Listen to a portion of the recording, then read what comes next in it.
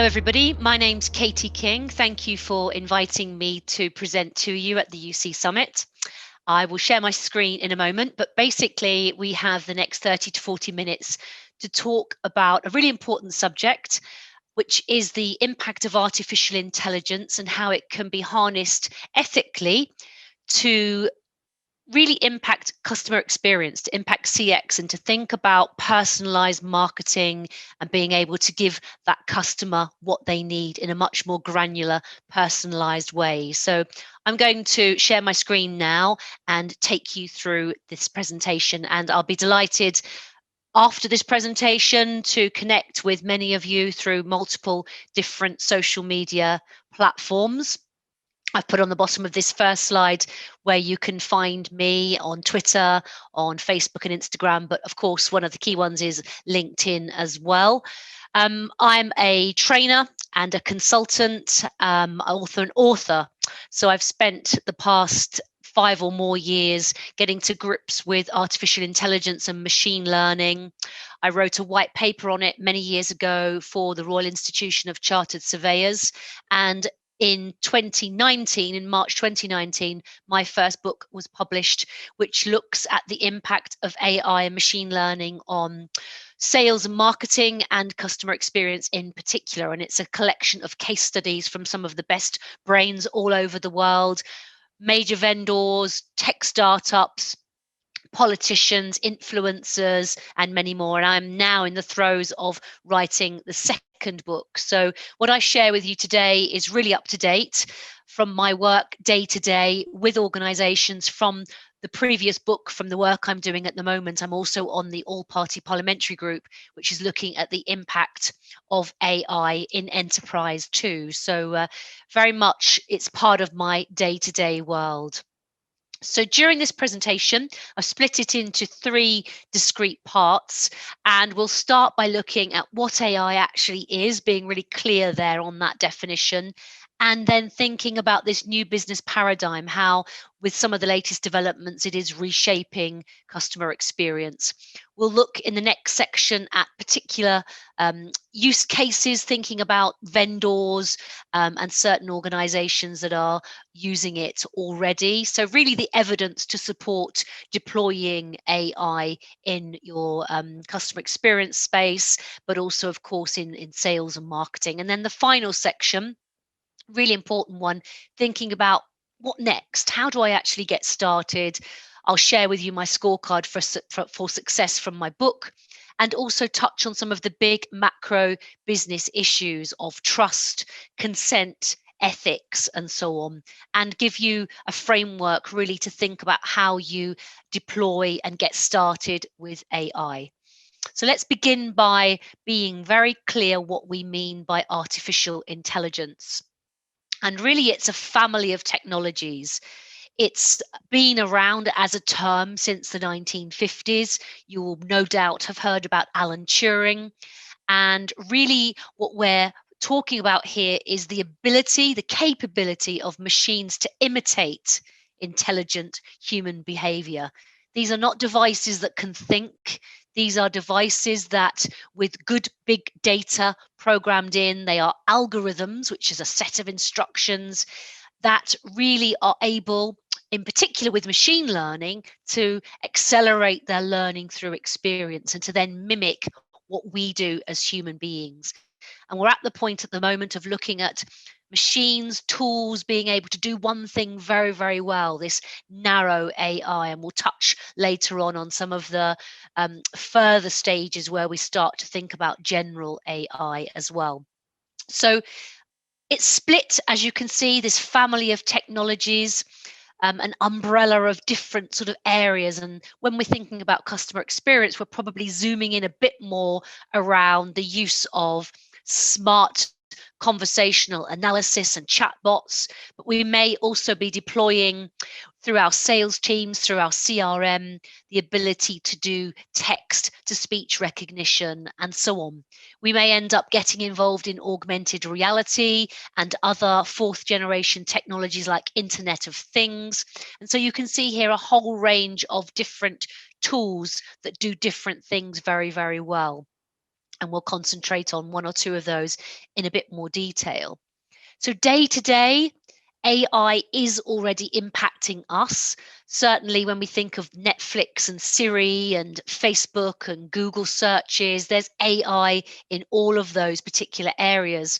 But perhaps more pertinent, what we're all experiencing globally with COVID-19, the pandemic, AI in drug discovery is being able to shorten the length of time to find vaccines, to find drug discoveries, and something that used to take 20 years is now being done in record time in under a year. And that's data crunching, being able to use the AI to crunch that data and to come up with insights and to assist in the medical world. In groceries, even in our daily lives, it's not here at the moment. You have got a trial going happening in Milton Keynes, where you've got this bot service being used and trialed for home deliveries. So we've got these bots, and they have cameras, they have sensors, they have GPS, but also computer vision and software so that they can detect where the cars are and so on. So we've got this starting to impact our world. So I just wanted to touch on some of that human interest, impact on all of us in terms of societal activity. What we're mostly interested in today, though, in this presentation is the impact of AI in customer experience and looking at the business case for that. Let's start overall, however, and think about this McKinsey research, which shows the industry sectors down the right-hand side, and then go across and see how AI is being deployed. And you'll see two very different examples from BT and telecoms, thinking about AI to help with predictive analysis, service operations. So they know when it's going to get very cold based on historical records that X number of broadband lines go down. And therefore they can predict with bad weather coming how many people they need in their vans to go out and do the repairs. That is about customer service. That's about customer experience. But actually, it's about AI being used behind the scenes for the scheduling of the vehicles and for service. Compare that to, say, retail, and go along to the highest number there, and you see that that's more about marketing and sales. And we have many examples in hospitality and in retail where it's about granular, personalized customer data. So the AI combined with the human in the loop is giving whether it's a marketeer or somebody in a restaurant, many more details about that particular person, so they can give them a personalized service. The banks talk about this as well. It's not about a homogenized big grouping of customers of female 40 to 55. They can actually use, with my consent, my data to predict what I'm going to do, to know a lot about me, and to say, Katie, this age, comes into our restaurant on a Thursday evening, orders ribs, husband's vegan, that level of granularity. So there's that paradox of actually using the big data insights, not the big scary robot, but big data insights to actually give personalized marketing. And when we think about customer experience, that's exactly what we're talking about. No longer the cookie cutter, one size fits all is no longer acceptable. The customer is demanding much, much more. They're on multiple platforms and they want to be communicated to very effectively. And often they're quite impatient and they need that information and they want that personalization.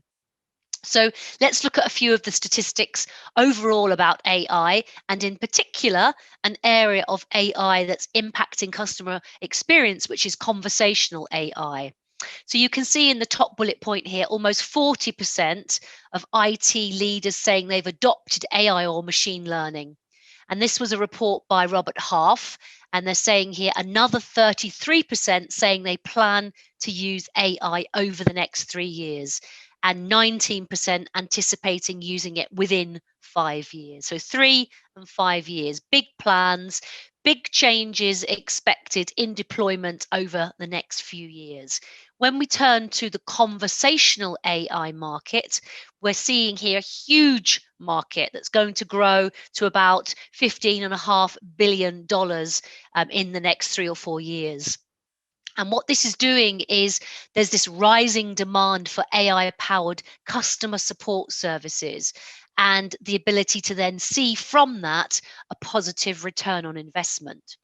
So what we're seeing is this 24/7 availability, instant, personalized services in the chosen desired language. And the AI is then able to assist with that and to deliver almost human-like conversations over all channels, anytime, in whatever language. That is very, very powerful. And that's being driven. And if you think of COVID, think of Zoom and all of the other platforms, we've seen this major digital acceleration and the speeding up of use of certainly digital tools. And I think that's paving the way for more of these fourth generation AI tools as well. And what we're really thinking about is this perfect offer for the customer. So we're collecting that data with consent, collecting it, optimizing it, and then being able to predict the next best action, the perfect offer, so that we can continue to improve our level of customer experience and really marketing for them, personalized marketing.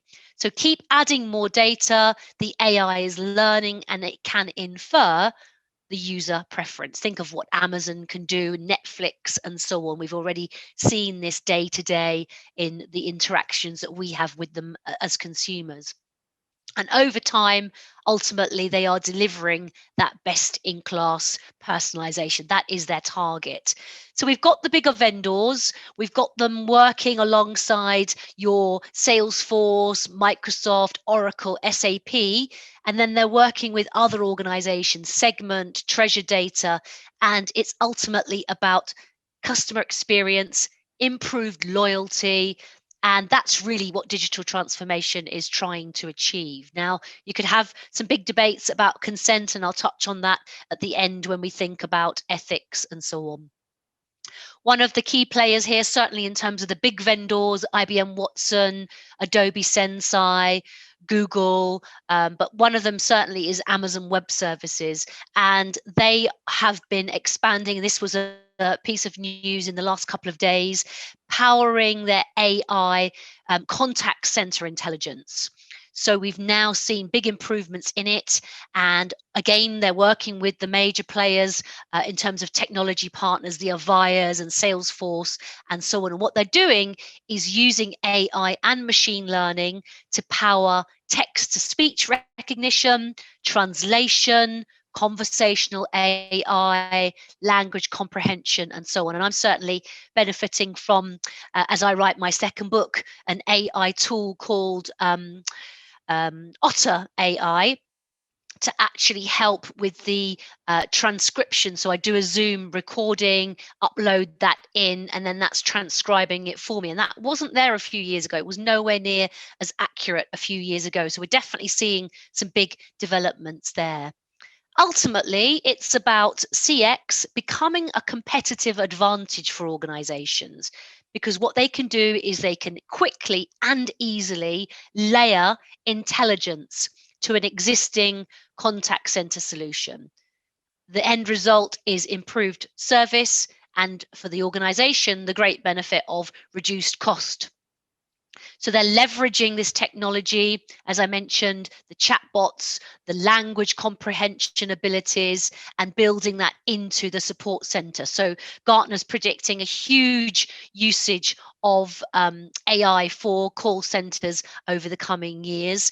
And you're training the AI with your best performing call center agents, for example, and then the AI is using machine learning is keeps teaching itself and improving itself. And as more and more languages and accents become available, again, that's improving that particular service. So for some organizations, and we've got a couple mentioned here, they're seeing the new face of the brand being the chatbot.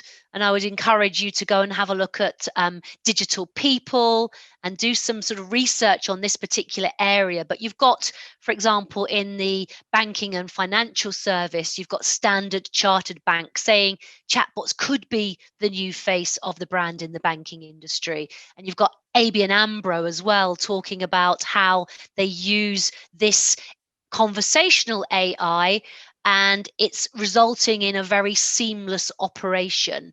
So we'll see more of this happening over the coming year. And here is an example of one of the leading players in the conversational AI space, and that's Amelia. And this is a conversational AI chatbot who can analyze 50,000 conversations in less than 1 second, highlight to the agent what's the best response that I need to give. It's constantly being retrained, and very, very powerful. And I think we'll see a lot more of this coming into the fore over the coming year. Here is some of the vendors. I'm not recommending them as such, but just giving you a flavor of who are we talking about here. Who are some of these organizations, from Observe AI to Amplify to Maya.ai. So it's about the chatbot conversing with people and then reshaping that customer experience. And for many organizations, it's white labeling this as an extension to their live human agents, where if there's a problem, maybe the AIs are looking at 85% of the routine inquiries, and then maybe you can escalate any complex ones up to a human agent. But very, very powerful activity there. So that's a bit of a flavor of where are we with AI, defining what AI is, thinking about AI in the CX space. Now I want to finish for the last section by talking to you about strategy and how you actually get prepared and consider what the first steps might actually be. The most important message really is not to be tactical in your approach, but to be strategic and to have the customer and the value that you can offer at the center of what you do. So what problem does AI solve? What value can we add to the customer is a really good start point for that. This is a busy slide, but it's a snapshot from my book talking about the scorecard for success. And what you're able to do with this is to give yourself a score of 0 to 5 out of these 10 categories. So you have a maximum score of 50. And if you score below 20, you're much more traditional in your approach to AI in your business. In the middle there, you're transitioning, and then 35 upwards, you're more transformational. And let me give you a flavor of what I mean by many of these categories, these criteria for success. The first is the mindset. So do you, as an organization, have that vision, that flexibility, that openness? Number two, do you have the buy-in from the board, from the management team, from the C-suite? It doesn't mean they have to know about AI and be trained in it, but they need to understand its impact, to do the due diligence, to give the authority, and to cascade that down so that it happens. Three is so important. 3 and 4 go in hand. We need a business case. We don't just want to dive in because the rest of our market is starting to use this conversational AI. We need to, number 4, do those proofs of concept, those proofs of value. 5 is about interdepartmental collaboration, CX, working very closely with sales and marketing, the digital team, understanding that customers will come onto multiple different platforms to engage with you, as well as through your chatbots, through your website, over the phone, through email, and that you need to understand those different stakeholders and so on. But also your value chain, potentially working with academia.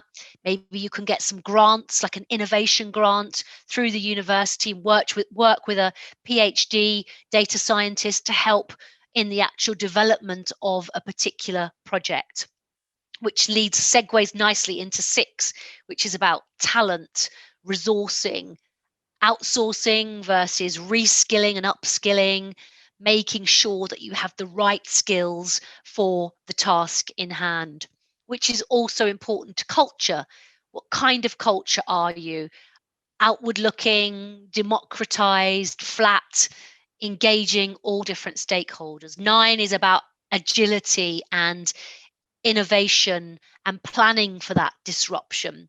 And then 9, I'll talk about in a moment a bit more, but this is about the wider impact that the decisions you make to deploy AI in your CX, in your marketing, in your sales will have. Maybe it's about jobs, it's certainly about mindset and skills, it's about ethics, it's about consent, GDPR, it's about all of the different areas of compliance and so on. And we'll talk to that in a few moments. And then finally, it's the roadmap, having that strategic plan in place. So have a look at that. You can freeze if you're watching this live, if you are able to freeze this and give it some thought. You'll find it on my website as well, aiinbusiness.co.uk. And of course, investment in this is not about a short term 6 months. It might be a 1, 2, 3 year plan, but you still need to be quite action oriented and to think, how do I actually get going with this?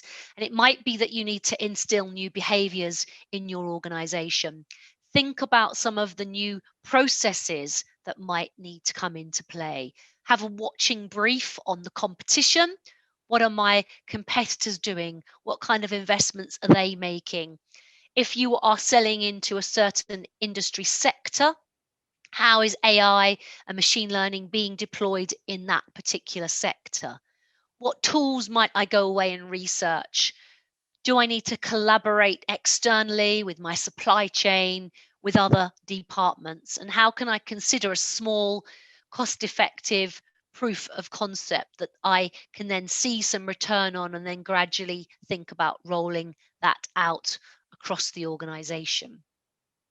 So the final section really is thinking about all of this change, all of this business transformation. What are some of the implications? What do I need to consider to do it properly, to do it ethically, to do it successfully? So one, of course, that always comes up when people think about AI, they think big, shiny robot coming, taking my job. That's not what I'm talking about. And that is not what most of the authoritative people are saying at the moment. We are talking about a change in the nature of the tasks that all of us will be doing, but not coming and wide scale dissemination of jobs. But what we are seeing overall here from the World Economic Forum are a lot of jobs decreasing in demand, 85 million. You can see some of them are professional, like accounting, but it's some of the tasks that many of them do, more of the administrative, data entry, blue collar kinds of roles. But that doesn't mean, think of an accountant and how for the last 10 years we've been using software as a service tools like I'm thinking Zero, and I use Free Agent, and it's automated and it's up in the cloud, and I can do all kinds of automating of that to my bank account and so on. I still have an accountant, but with tools we can do our jobs differently, less of the burdensome, I call it the 3Ds, the dirty, dull, and dangerous. And then think of the areas that are growing, this 97%. So we have this net gain, of 12 million here recommended in the next 5 years. Growing job demand for, of course, big data and data analysts. You would expect that, but also areas like digital marketing and strategy and information security and Internet of Things specialists. But what's a given is that all of us need to be on a journey of continuous learning and to put ourselves out of our comfort zone and to keep learning. I've just turned 54 and I'm having to write book number 2. I need to stay ahead. And I'm not saying you've all got to go away and write a book, but you have got to go away and get in the right mindset, read articles, do free courses, go to the right conferences, virtual conferences for the moment, and just keep up to speed and consider using these tools in your organizations. This is actually again from the WEF, and it's quite a reassuring slide because it's looking at the top 25 skills, sorry, the top 10 skills for 2025. And it's not about going and learning to code, it's problem solving activities, it's about working with people, it's about the use of technology, and it's really about tools and attributes and skills that many of us have had for many, many years that are going to be adapted and combined with the new tools. Creativity, complex business problem solving, analytical thinking, these are really important. We're not talking about machines and tools that are sentient, they don't have empathy, they can't truly be creative. They can be programmed to develop an award-winning advert for a luxury car, for example, with Lexus, but they're not truly able to be creative per se. So we're touching on some other areas now when I think about ethics and shared democratic values and things like equality. And this was a reassuring development. And this was the Global Partnership on AI, which was announced back in June of last year. And many countries coming together, agreeing to partner, agreeing to support the responsible human-centric development of AI in a way that's very consistent with freedoms and so on. And this is, very much an OECD-led initiative. So other areas to touch on with regard to this are, like I mentioned, GDPR. You have a clause within GDPR which is around explainability. And I think it's very, very important that you're up to speed with the latest developments on consent and explainability and ethics and so on. We've seen in 2020 in particular a big focus on fake news and being manipulated. And I know there's a big debate at the moment around WhatsApp and privacy and so on. So I think it's very, very important that we understand and we collaborate as companies with our trade bodies and with the regulators, and that we ensure that the work that we are doing follows the guidelines, even if they're not law yet, but follows the guidelines and the recommended codes of conduct, so that we are effectively able to maintain or rebuild the trust that we have with the consumer, with our customers, with our clients. That's really, really important. So I would urge all of you to get involved in those sorts of initiatives along the lines of what you're seeing here in this particular slide, because it's so important. And that's much of the work that I do on the all-party parliamentary group, the APPG-AI for enterprise deployment. And also I'm on the editorial board of the ethics journal. So really important areas that you need to be thinking of and get involved in. So I've hopefully given you a flavour of some of the major issues, some of the vendors, some of the exciting developments. I'm personally, and most of the people I interview are very positive about the future. One thing is for certain, what's guaranteed is change. It's moving very, very fast. So I would recommend that you all stay ahead, but that when you are thinking about investments and deployment, you do your due diligence, you think about impact, you have the customer at the center, and you go away and you really get to grips with it. And, it's an exciting space to be in. So thank you all very much for listening to me today. Here's some of the ways that you can get in contact. Really open to networking and to communicating and following one another. So please reach out to me and enjoy the rest of the conference. Thank you very much indeed.